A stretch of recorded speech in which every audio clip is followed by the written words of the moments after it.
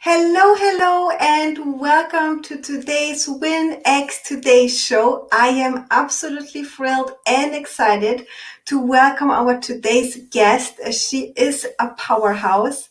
She's absolutely amazing, and she's been my teacher now for over a year or something like that. I will just briefly introduce you to you and then, of course, invite her to our room. So, first of all, she's a neuroscientist, success trainer. She's also the founder of OptiMind, and she is a TEDx speaker. I shared the link in the comments of this announcement, and I will also share this below this interview so you can tune in. And it's all about our brain and how we can use our brain to live a better life, to lead better. And today we are going to talk about, of course, one of those topics that are part of our lives throughout the whole year, next to, of course, all the challenges that we faced during Corona time. And it's all about the unconscious biases within the workplace. And I can't wait to hear more from her. Shonté Javon Taylor, thank you so much for your time. Thank you so much for joining us. I know that you have lots of stuff on your plate, and without any further ado, would you mind to share a little bit about yourself and, of course, about your background? Because I think this is absolutely amazing to see where you came from and where you are today, because many things changed for you. Absolutely. Well, first of all, thank you for having me and for allowing me to have a conversation with your audience about this important topic. So, yes, I am Shonté Javon Taylor. I'm a neuroscientist and success strategist and the founder of the OptiMind Institute. And I didn't always do what I do, which is to teach people about their powerful brains so that they can access more of their brain potential and really live up to their highest level of potential and influence others to do the same. I actually started off in the clinical world. I have degrees in neuroscience, neurobiology, and extensive graduate training in clinical neuropsychology. So I ended up doing a lot of brain research around growth retardation in rats, and also TBI, traumatic brain injuries, and research in dementia. And I also used to see lots of patients who had PTSD, traumatic brain injuries, and dementia. So I would literally tell people what was wrong for 8 to 10 hours a day. And so, my brain started to get wired for that. And I wasn't exactly able to separate, looking at what was wrong with everything, because my brain was being trained to look at what's wrong with people, what's wrong with life, what's wrong with you and you. So I didn't really like that aspect. Not we do need people in that industry, but I wanted to do something more empowering for me and for society with this knowledge. So I went a different path. And now I use neuroscience to train coaches and leaders like yourself about this beautiful brain, and essentially teach people how to enhance it, use it better, use it more intentionally, and put it in the state and environment that will allow it to thrive, so that we can have more compassion and empathy, so that we can have better decision making, focus, productivity, so that we can have better communication skills, innovation, creativity, so that we can also be able to influence others to do the same, because we understand the importance of a powerful, healthy brain. Mm-hmm. So that is what I do now. And I certify leaders and coaches to be able to essentially think like a neuroscientist, but be a powerful coach and leader that they are, so that they can, really thrive in their professions, in their business, and help others to do the same. Mm-hmm. Thank you so much for sharing. And before we dive into, and you've just mentioned it briefly, and we touched on it before this interview about our compassionate mind and brain, and especially during today's challenges and all the stuff that we have to face. What would you say? How can we start to, first of all, understand our conscious brain, especially maybe for those who are trained to see all the challenges, maybe, and we have something called the negativity biases as well, right? So how Right. can people start to switch, especially in those challenging times right now? Yes. So first of all, people need to realize that there is another level to understanding your brain and mind. Most of us are aware that we have a brain, right? That's what we learn. We do have a brain, but we don't feel like we have control over really managing it and designing it so that it can really serve us in this life. We're just kind of running on automatic mode, right? But in neuroscience, we know that this powerful organic technology here is always moving and growing, and it uses up energy, it uses up the most energy of all the organs. It's able to make connections um, more than we've ever seen. You can actually, if you were to stretch out all the wiring in your brain, it would stretch from wherever you're sitting, all the way to the sun, which is 90 million miles of wiring. So we have a lot of brain potential, and the brain is always growing and waiting for us to lead it and shape it to this life, this human experience. And the more we're involved in that process, the more it will shape to the type of thinking that we want, behaviors, decision making. And a lot of this human experience is under our unconscious. Okay. And we evolved that way because, like I said earlier, the brain uses up a lot of mental energy. So it wants to take a lot of mental shortcuts so that it can use the bulk of its energy for learning or staying out of danger, or things that will help us to make sure that we survive and thrive. So we established all these different unconscious decision-making processes that allows us to get through the day. And also, it will take a lot of mental energy if we have to wake up every day and relearn everything, right? Um, Mm-hmm. it's kind of like this movie called 50 Dates. I don't know if you ever watched that with Drew Barrymore, but she had a brain injury and she would wake up every day and have to learn about, who she is and what happened to her and the guy she's dating. And, that's mentally exhausting. Or another example would be every morning when you wake up, if you have to intentionally and consciously think about the thousands of muscles you have to use to open your eyelids, right? To put your right foot on the floor, the left foot on the floor. Remember what the distance is, right? Remember where the bathroom is, what muscles in your hand you need to turn on the faucet. That's exhausting. So the brain is smart. It has made utilized a way to conserve energy so we can go about the business of living a more elevated human experience. Mhm. And this brings us to the absolutely very important topic, I think. And this is something what I hope it's unconscious. You've just said our brain is made to really preserve energy, and there is nothing bad about that. But the most important thing is to see and understand what is your programming. And this brings us basically to today's topic, the unconscious biases within the workplace. And without going straight into that, maybe could you share with us your own experience, because you are working and running trainings in organizations, you are coaching, you are consulting, and you are a success trainer as well.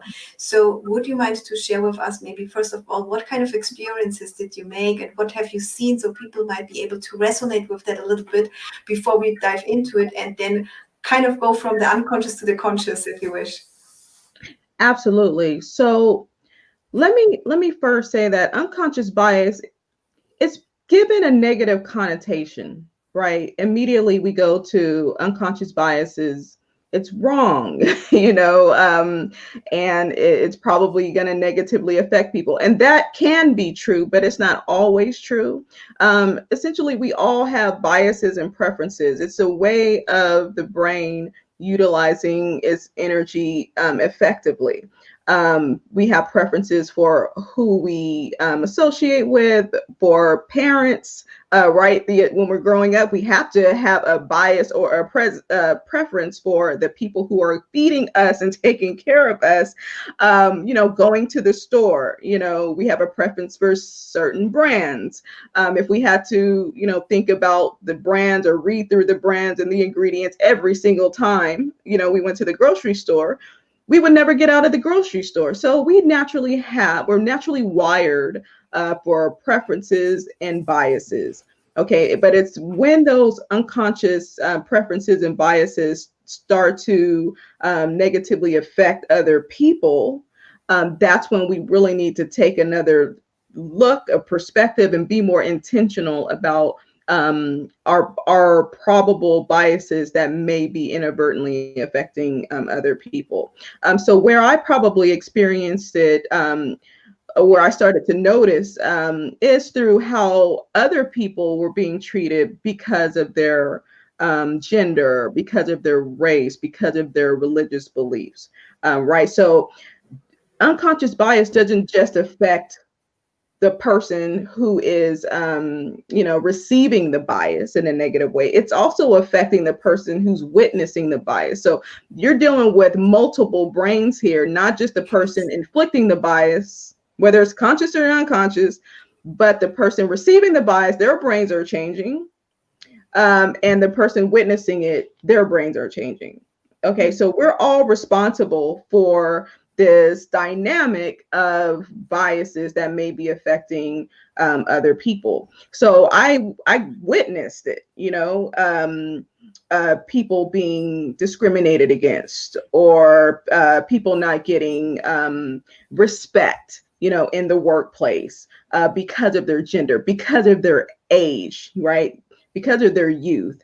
Their ideas are downplayed, or they're looked over for promotions, or they're questioned because they don't seem like they know what they're talking about.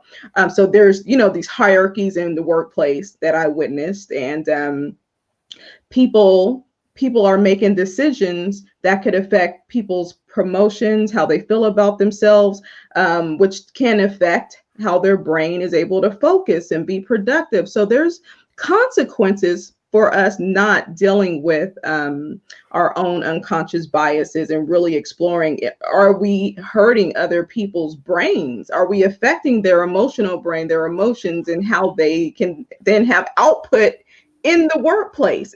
Because it literally could be costing you productivity, morale, and your bottom line, essentially. One more place I did notice it being hyper aware, because I consider myself a very aware woman. When I was in school at the university studying neuroscience at UCLA, I did notice that I was one of the only persons of color, in a essentially a room full of 500 students. There's probably 2 African American women, maybe some women from Africa. But essentially, none of my professors look like me. As a matter of fact, I only had one female neuroscience professor, and just talking to her when I was thinking about getting my PhD in, neuro research, she said it's hard for a woman, because there's expectations that are different. There's just not that same level of respect. It's harder to get grants, and you're just around this, male energy, and they just treat you a certain way. And unfortunately, she really seems stressed out all the time. And part of that is because of the expectations, the sexism, and all of that. So we have to really be aware of how we treat people, because her brain could have been suppressed in her creativity and ability to find solutions for this, using this brain potential, right? But she's under all this pressure and this bias that is affecting how she can optimize using her brain.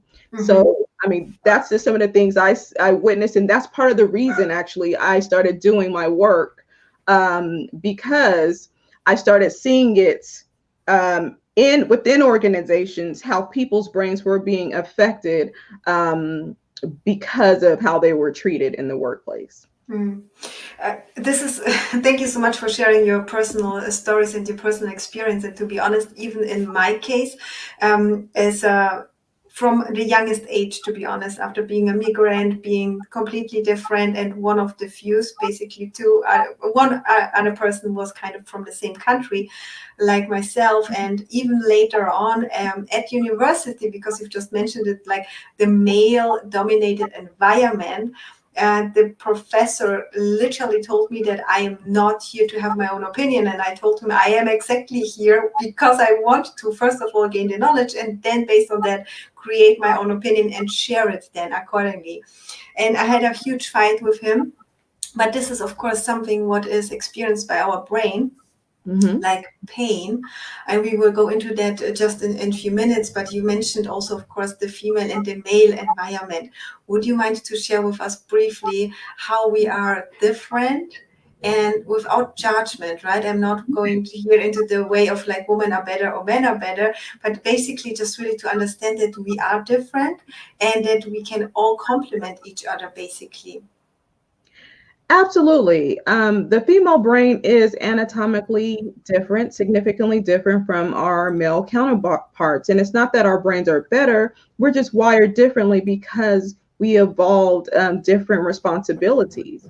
So the female brain does have more real estate, if you will, in the emotional brain, in our creativity brain, the right brain, which is also the place for our intuition, because we're the primary caretakers. So we need to be able to pick up on nonverbal communication, right, better than our male counterparts, because our babies can't. They don't come out the womb talking, so we need to be picking up on the cues, right? Yeah.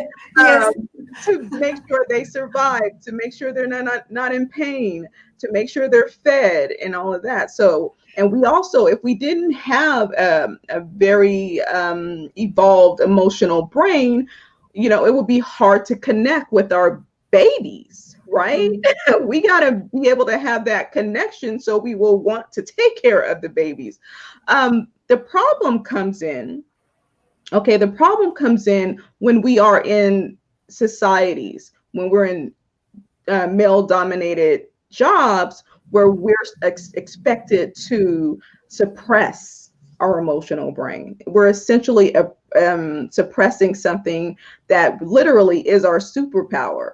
I mean, just think about being more intuitive and have more foresight and insight for trends, right? Or to see what's coming, or to be able to recognize that somebody, in the workforce or on the team is having a bad day, instead of ignoring it.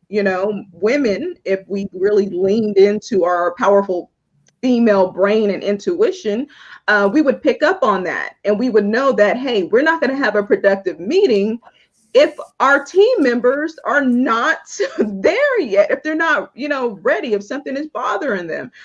So we have essentially, the female brain has been a bit masculinized and suppressed. And Mm. so it's not until we really understand the dynamics and the power of the female brain that we won't truly be able to be a complement to our male counterparts. And there's so much more we can do as together if we are truly, when we truly feel free to use all of our brain power instead of suppressing it to fit in or not appear over emotional, or Mm. having that intuition and insight allows us to be more opinionated. But if we are in an environment where there's a lot of genderism or sexism or something like that, our opinions, and that's the culture, right? We're more likely not to express our opinions, our ideas,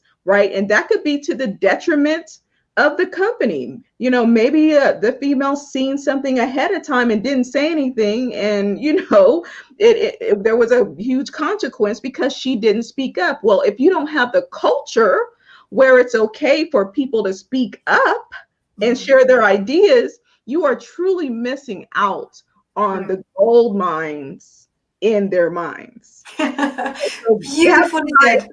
yeah.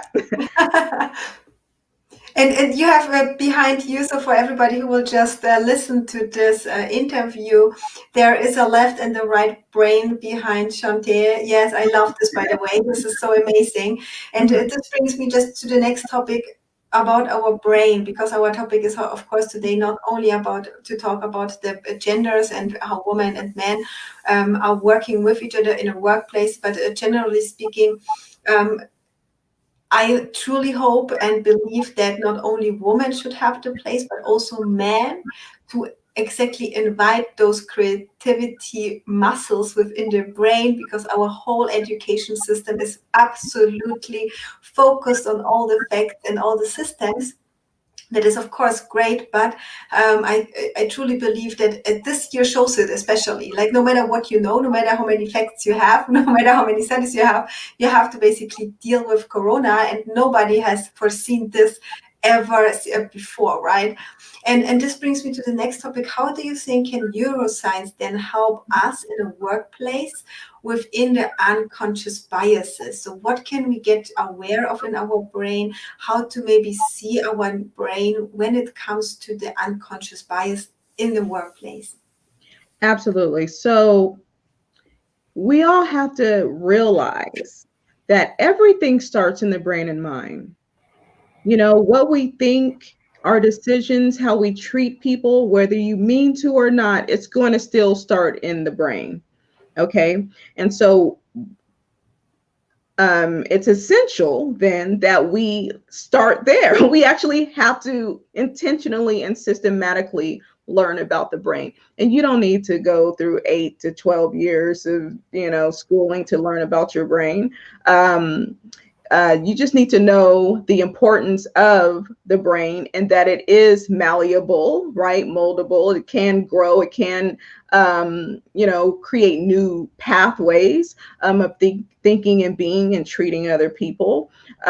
So just knowing that neuroscience is available to you, everyday people, and not just, in the clinical world, is important to be aware of first. It always starts with awareness that you can change your brain intentionally and create new neural pathways.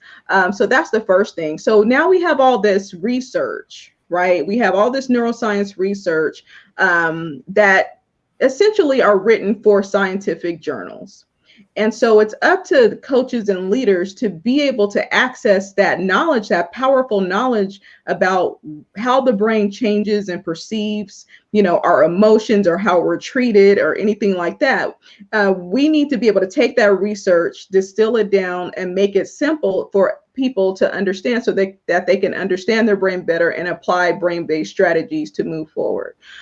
So there is this one study, it's called the Cyberball study, where essentially the researchers were showing, demonstrating the importance of the social brain.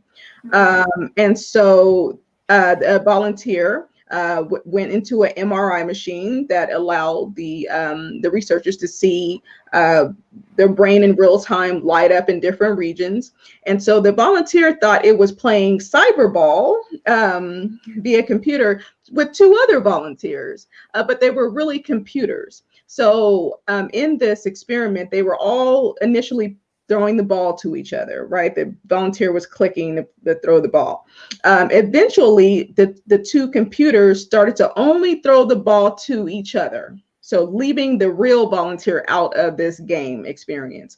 And what they realized, what they saw in the MRI machine, was that the brain that's responsible for physical pain lit up in the brain of the volunteer. Okay, so we actually experience rejection, social rejection, as physical pain in the brain. This is like groundbreaking research. So if you think about, you bring this into the workplace, even if you unconsciously say something or do something to make the other person feel like they're not being heard, they're not being rejected, they're being rejected, right? They're not being respected. Guess what? You just affected their brain, and now their brain is lit up, and it is being interpreted as physical pain. So what happens when you really are in physical pain? Are you able to focus? Right? Are there some emotions there? Right? Where is your focus? Are you able to be productive? So we have to just understand that our biases really affects people's brains. And if it affects people's brains, it can either affect their emotions, their productivity, their focus. It could go either way. I mean, you could be biased to always give compliments, compliments that are appropriate, of course, and not make people feel like icky. But you know what I'm saying? It's like Yeah. you can go either way with that, right? You can, make sure that you're inclusive, in your conversations, or make sure you go around the creativity table and everybody is truly heard. That upregulates their brain. That sends, dopamine and serotonin, those feel good um, chemicals in the brain, which boosts what? Creativity and motivation. So you can have biases, but unconscious biases that may be affecting other people are the ones we have to step back and say, let me explore these unconscious biases that I may have. So you need a way to bring them to the surface. Okay. And so it's hard to assess your unconscious biases if your brain is not healthy.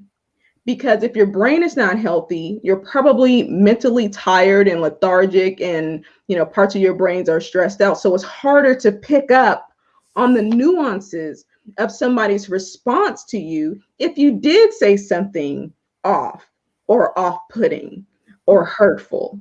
Okay. Also, something that people need to understand is when you are intentionally trying to discover if you have negative biases, it's like you have to go into that place of discomfort.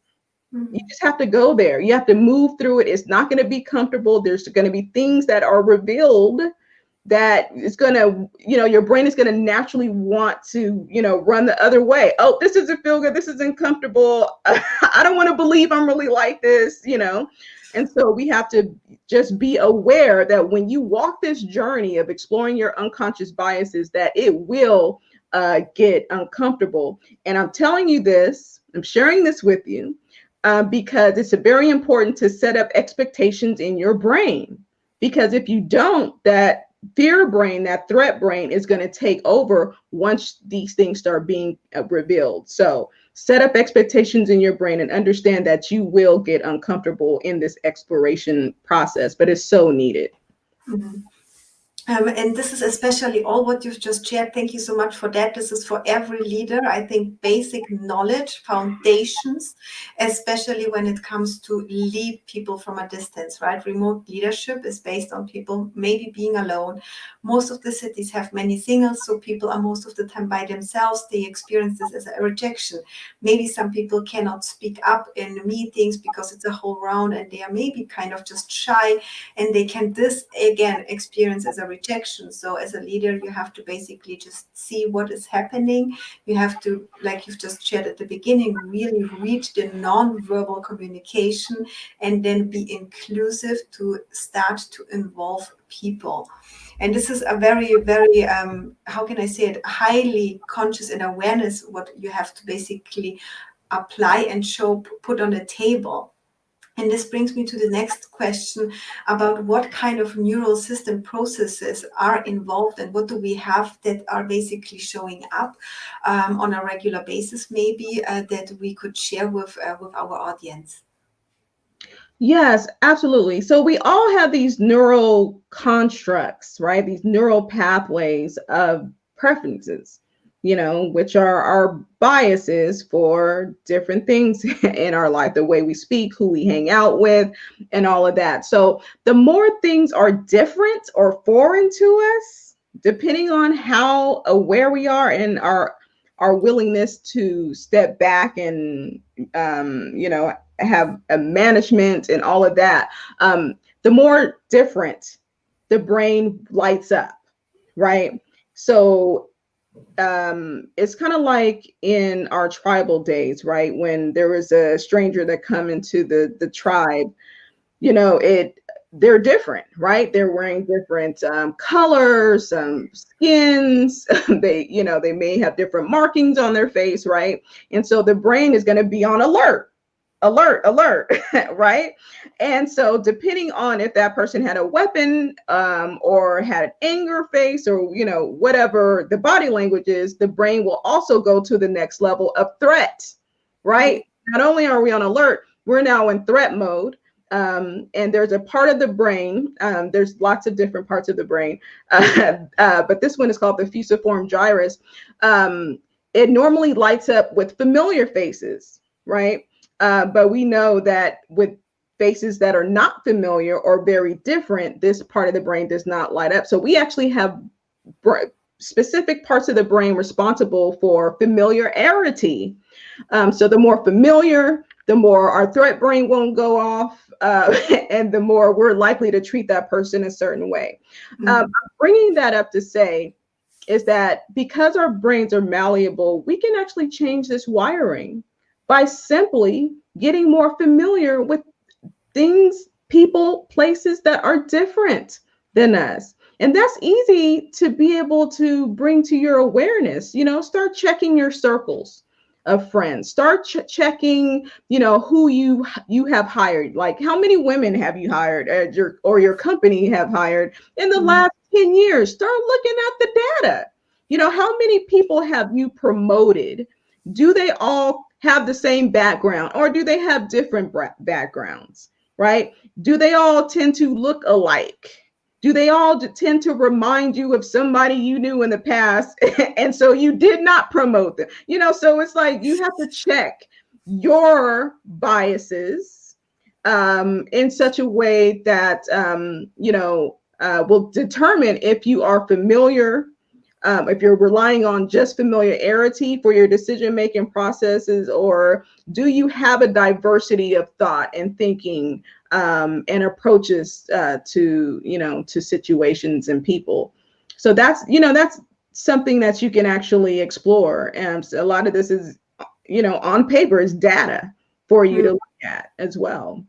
So I want to just reiterate that there are parts of the brain that will light up, that is responsible for us feeling differently or negatively or good or familiar about someone. So we can upregulate and downregulate these parts of the brain consciously and intentionally. And then eventually they become established neural pathways and becomes our natural habit of thinking and being.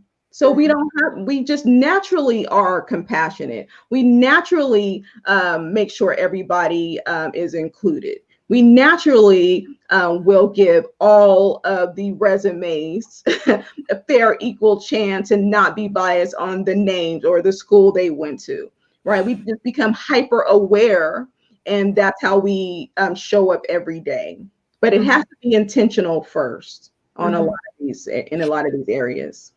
This is such a great example, especially when you've just shared many, many insights about, first of all, how we can react. And this, from my experience, before Corona, I was traveling full time, so working quite a lot from Asia, South America, and got in touch with many people. Only because of Corona, I stopped this year after being in India and then in UK. And to be honest, at the beginning, it's exactly like you've just mentioned. You see different people, and you just think, okay, should I run?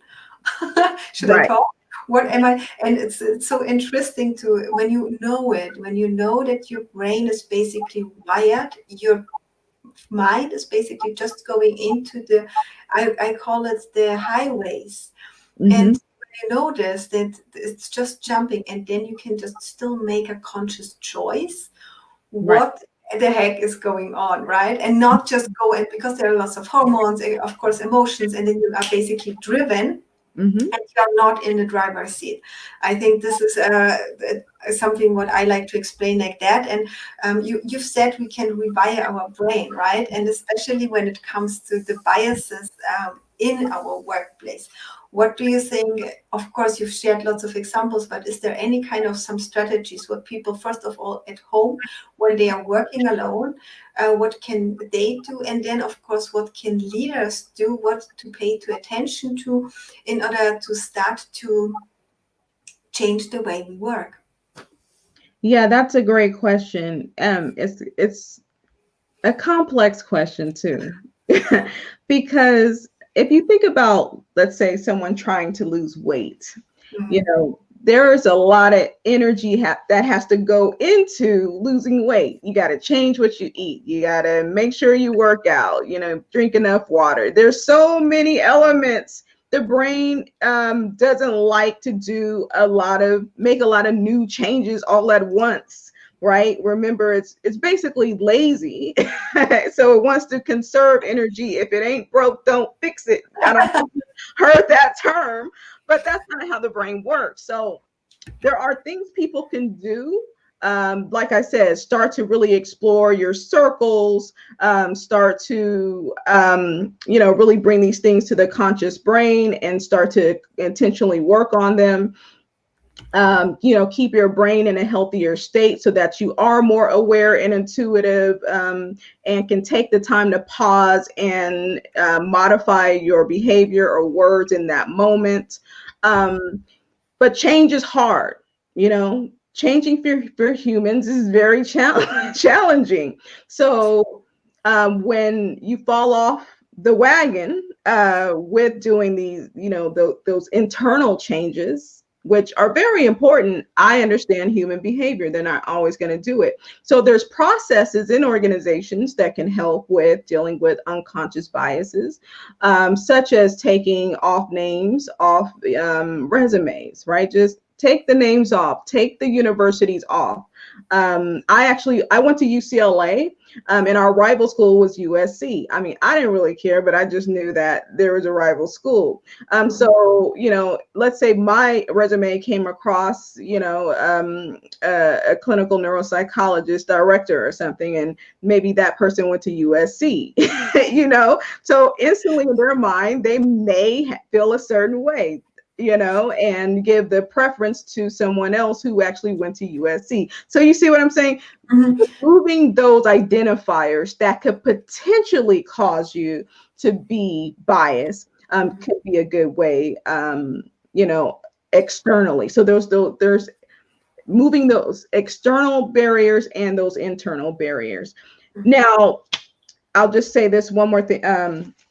Being able to do some of these practices that will naturally rewire the brain and decrease judgment, right? And to help you to pause and help you to be more compassionate. Those things we know in neuroscience, those strategies are being mindful, practicing mindfulness, being in the present moment, right?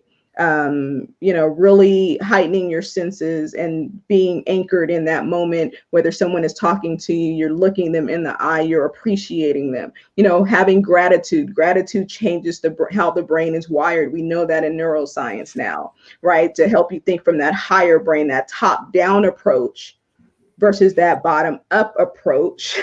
That's primitive. That's a primitive way of thinking and being, right? And just one more, meditation. Meditating for just 10 minutes a day rewires your higher brain, your emotional brain. You're less judgmental, you're more present, and your demeanor is different, and you start to really expand your compassion and empathy neurons as well. This is meditation is, by the way, one of the free secrets from my point of view that everybody can do and literally change your brain. Like, I'm an example of that, chronically stressed out, oftentimes even burned out, and you can literally rewire your brain. And this takes, of course, few layers. It takes time, it takes patience and compassion, but you can do it. And you've just shared, and I loved it. Like, I shared it 2 weeks ago on a woman's weekend, by the way, the top down versus bottom up. Would you Mhm. mind just to briefly, because this is one of my greatest examples, to be honest, to understand quickly where you operate from. And this is such a great tool, of course, to deal with biases. Absolutely. And that's what I love about neuroscience. I mean, we're learning still so much about these everyday practices. Yeah. Like you said, free. It's free to sit down and just close your eyes just for 10 minutes a day, but it's doing so much for your brain. Yeah. And we're still just at the surface of what these human activities can really do for our brain. So a lot of people wouldn't necessarily put meditation under a strategy for negating unconscious biases, right? But from when neuroscience, when you're in my program, like Sylvia, the good, she knows that meditation is an actual brain-based strategy to reduce negative unconscious bias in your brain, right? Mm. In your organization. Whereas people just thought, this is just a way to clear my mind, and it's doing so much more. So there's a lot more strategies as well, but I think those are the familiar ones right? People are familiar with that, but now we just broadened and deepened your perspective on how powerful it is in changing your brain to show up more powerfully and more equitably, right? More equally, more inclusively, more compassionately in the workplace. Mm-hmm. And so would you mind just to share a few words about the bottom up and the top down approach? Okay, yeah. So, we have Just briefly, I don't want to. well, the top down approach is basically operating from the most evolved part of our brain. It's the prefrontal cortex. I call it the leader, the CEO of our whole brain. And it's actually what separates us from animals, right? I love animals. They're beautiful. They're just not as smart as us. We create the Sistine Chapel and all this beautiful music and all that. That's what makes us human and different from our animal counterparts.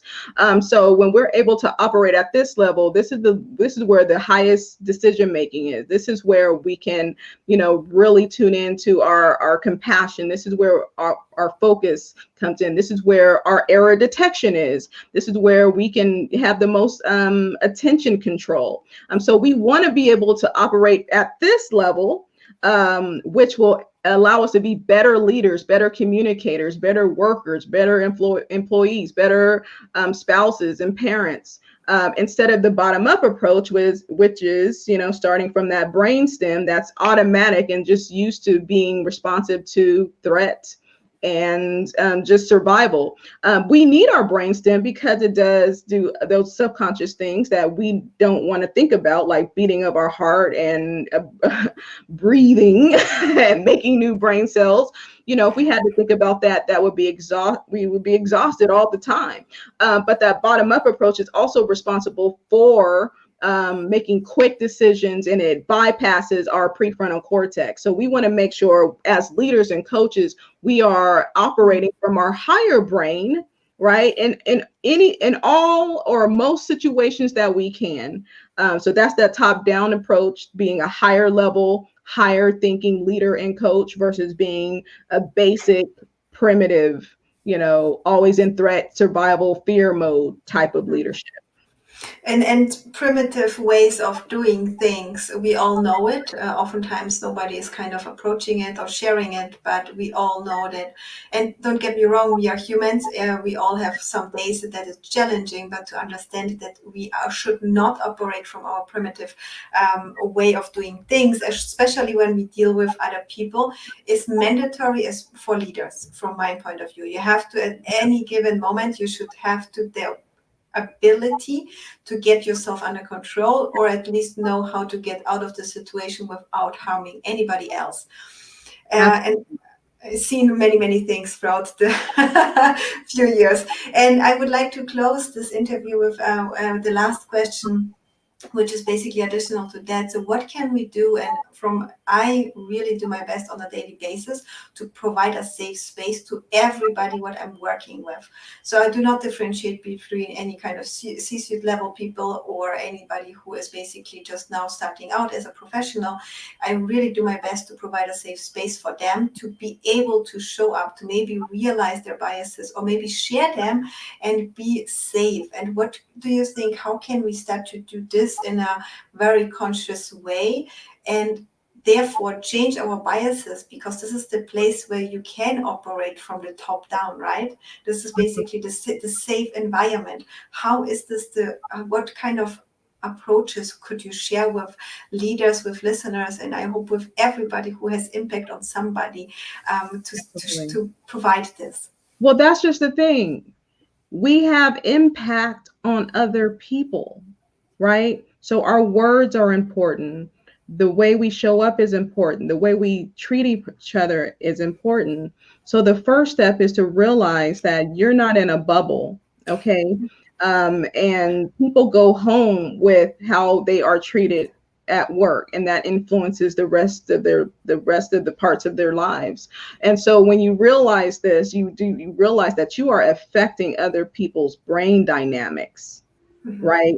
You start to be more conscious that you have even more of a responsibility to show up in a more inclusive and powerful way and safe. You keep using the word safe. If we look at it from the lens of the brain and the mind, what you're keeping safe and at bay is that fear threat brain called the amygdala that's responsible for fear and threat. And that part of the brain is 5 times more sensitive than our reward brain. Okay, so we're going to pick up on the negative more than the positive, unfortunately. So as a leader, when you understand truly how this brain works and how your brain works and how you affect other people's brains, that's really the most advanced way you can lead an organization and make sure you establish a culture where you are aware and you're putting in practices and you're saying the words needed in order to have a culture where everybody's amygdala essentially is at bay and not feeling threatened. And when the amygdala is not inflamed, then this part of the brain is soaring, Mhm. right? The analytical brain is soaring. The Mhm. creative brain is soaring. That success reward brain is soaring. So we want to keep them out of that amygdala response. And it's up to leaders and coaches to establish the practices and show up responsibly and inclusively in order to make sure that that cultural dynamic is set. Mhm. So Thank you. really, understanding the brain is the key to being a more powerful leader in modern times. You need a modern solution, right? The use of the modern brain to be a modern leader in these times, especially in times of COVID. People are scared, people are stressed, their amygdala is probably off the chart. This is the time to help them to understand how to manage their brain, right? The leaders need to know how to manage their brain and help their workforce to navigate this challenge during this time. And we can wire our brains for resilience.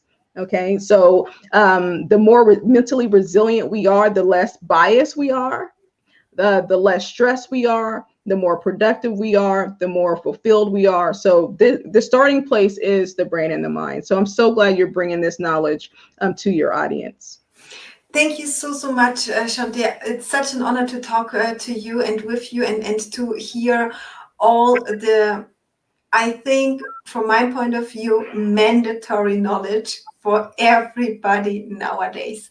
We have times, like you said, modern times, different things are showing up. Not only this year showed that we don't know everything and that things are showing up that we haven't heard of any, like never. And therefore we really need modern leadership. We need to have modern minds and brains to understand how to deal with situations where we've never been before. Absolutely, absolutely. Shonté, would you like to at the end share anything with the audience? This is, yeah, really, thank you so much. I love all the topics that you've shared, and I hope that everybody can apply as much as possible in the workplace. Yes, absolutely. I would just tell people to keep learning about your brain, keep learning from Sylvia. Join her program, sign up for her services so she can help your organizations to soar and really make sure that people are accessing their the highest level of their human potential through understanding the brain. We need you, Sylvia, on this path now more than ever, and we need you to share and teach and train and influence however you can and teach the world about their brain and mind. So thank you for doing this work, Sylvia. Thank you so much, Shonté. Sending much love and, of course, lots of patience and compassion within these challenging times. Absolutely. Love to you, Sylvia. Thank you. Bye. Bye-bye.